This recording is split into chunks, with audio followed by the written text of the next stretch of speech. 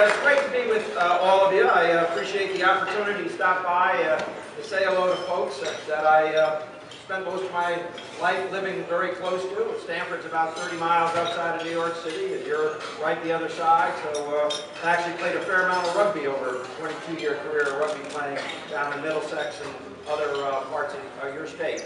I wanted to stop by. To say a couple of things. Number one, I'm the first Democratic governor in the state of Connecticut to be elected in 20 years. Now, if you don't think that's a lead-in to my saying New Jersey, go out and elect a Democratic governor.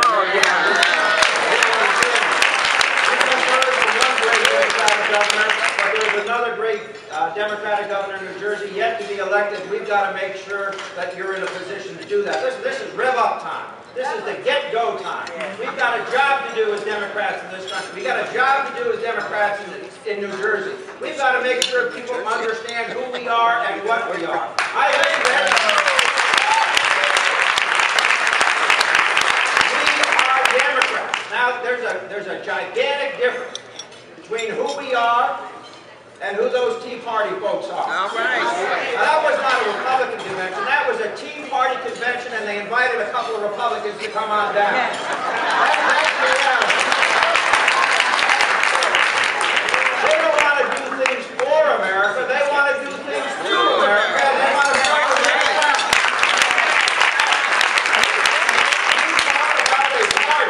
You talk about a party whose very platform would take away the right for a woman to choose, make decisions for herself, even if she's raped. You talk about a party of assault on the middle class. They want to do away with Medicare as we know it. They want to do away with Medicaid as we know it. They want to do away with earned income tax credit for millions of Americans. They want to do away with food stamps for 8 million Americans. Remember those things in New Jersey. It's time to stand up.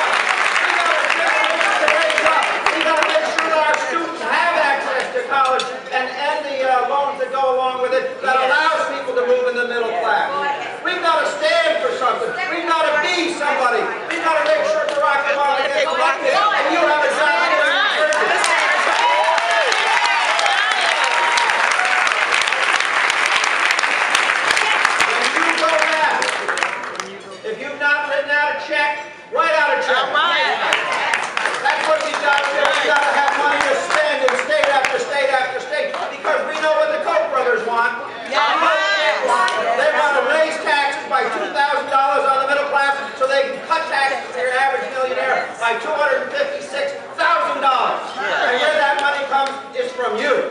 From programs that you care about. From programs that lift up Americans. From programs that we have learned to rely on. That's right. This is real. Yeah, it is real. And if I've offended anyone, I apologize. No.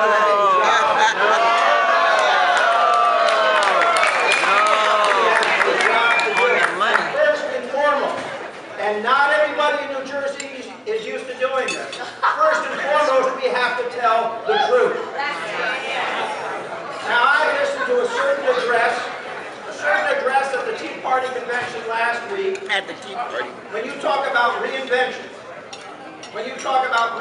and telling a tale, we certainly heard a good one last week. You know what I'm talking about.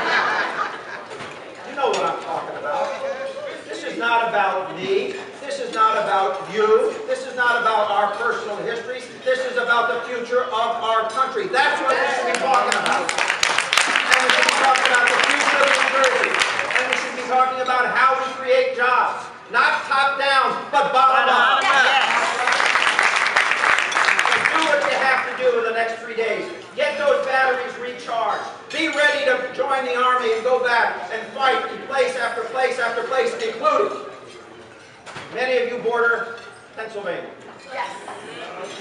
Once you've secured whatever you have to secure for your congressman, for your great senator, for all of the local races then let's talk about what happens in Pennsylvania, because this is the story of our time. They are trying to take this election away. Not as we have played every other election in our history, but by changing the rules. In one state, they want to disenfranchise 1 million voters. If you're black, if you're Hispanic, if you're elderly, they are afraid to let you vote in that state, and in 18 other states that they've taken over. We got to stand for something. We have jobs to do. We've got to make sure we raise this country up. And let me tell you this, final point. As the governor said, Barack Obama learned a couple of lessons. He learned a couple of lessons. Number one, this man tried. He reached across the aisle. He tried to bring people in. When they said they were of goodwill, he tried to believe that they were of goodwill. And yet they did what they did, and that is, from day one, everything in their power to make sure he would not be reelected. They were more than willing to keep the car in the ditch, keep people unemployed, if it would allow them to make sure Barack Obama was not the next president of the United States. Let me tell you this about this man. He has learned. He is great. He has a great intellect. He's fighting for us day in and day out. And let me make this prediction. He will be one of the great second-term presidents of the United States.